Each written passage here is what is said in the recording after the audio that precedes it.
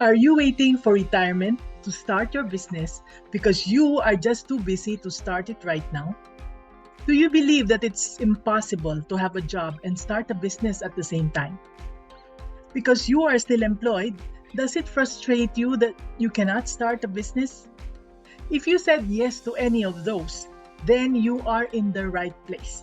Because in this episode, our topic is about how to start a business without quitting your job yet. Hi, welcome to Mami Negosyo's Business Tips number 41.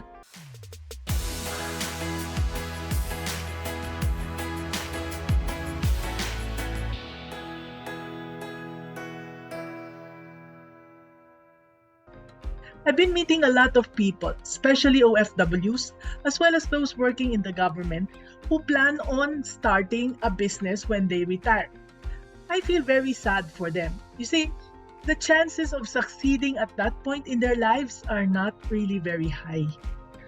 Of course, it's impolite to give unsolicited advice, and so if they don't ask, I just smile and keep my mouth shut. But for the few who ask me, I'd ask them first if I can be frank with them. And if they say yes, this is what I say.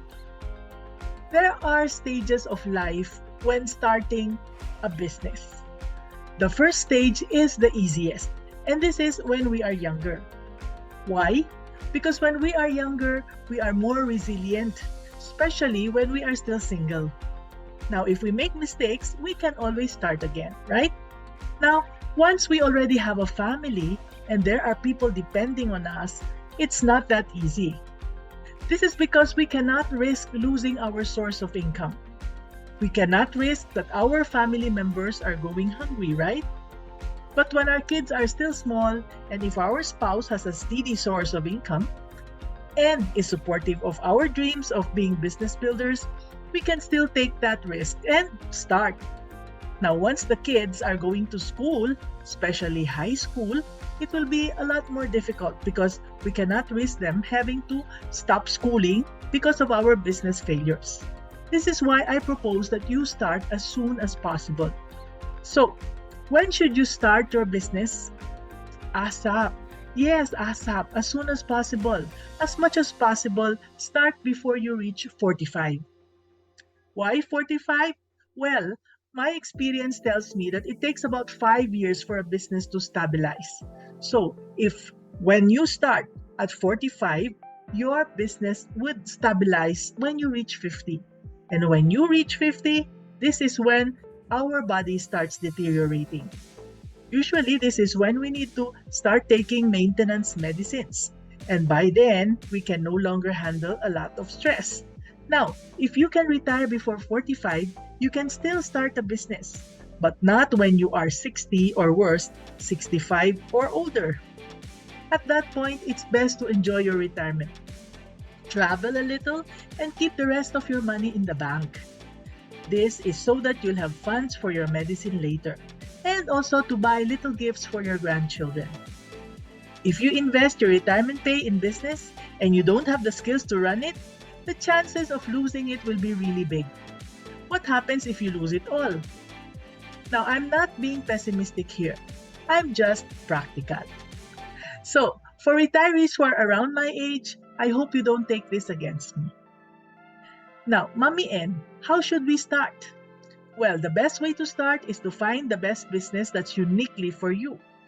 Yes, there is a unique business that's best for each one of us.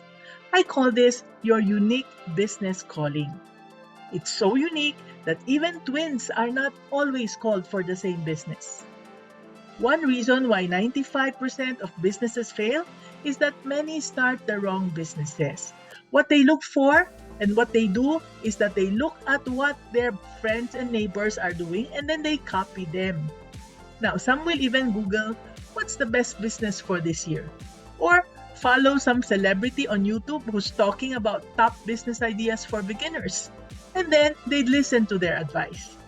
What's worse is when they get carried away by the sales talk of people who just want to sell their equipment, their supplies, or their ready-made food carts and call themselves franchises. These are all very sad because I've made all those three mistakes and lost a lot of time and money. So I share these lessons that I have learned in the last 40 years of my life so that you won't make the same painful mistakes. And the lesson I want you to remember at this point is that you have a unique business calling.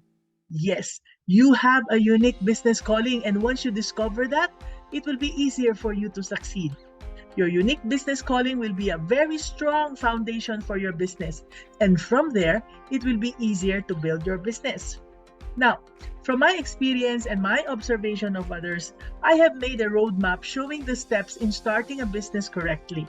And with this roadmap, there's very little chance of your business failing. I've named it the Start Your Own Business Pinoy Roadmap. You'll see that finding the capital, which is the reason why most people are scared to start a business, is actually the second to the last step. There are many more steps that you must take before you even worry about capital. The lesson I hope you are getting at this point is that you should not start a business blindly. You no longer have to start it through trial and error. There's a roadmap now that you can follow step by step to success. And so, you might be asking, Mommy N, I'm still employed. How can I start? Can I even start following the roadmap now? And my answer is, maybe. If you can devote 2 hours a day to it, you can start right away. If not, it may not be the right time for you. So wait until you can already devote at least 2 hours a day to it. What will I do in those 2 hours, Mommy N, you might ask? Well, you're supposed to learn, study, acquire a new skill. Starting a business is a skill, and because it's a skill, just like cooking, you need to apply it. If you do it alone by trial and error, you will waste a lot of money and time before you get it right. So make sure you get a mentor who can guide you each step of the way. There are lessons now. There are mentors and guides. Take that opportunity and do it step by step.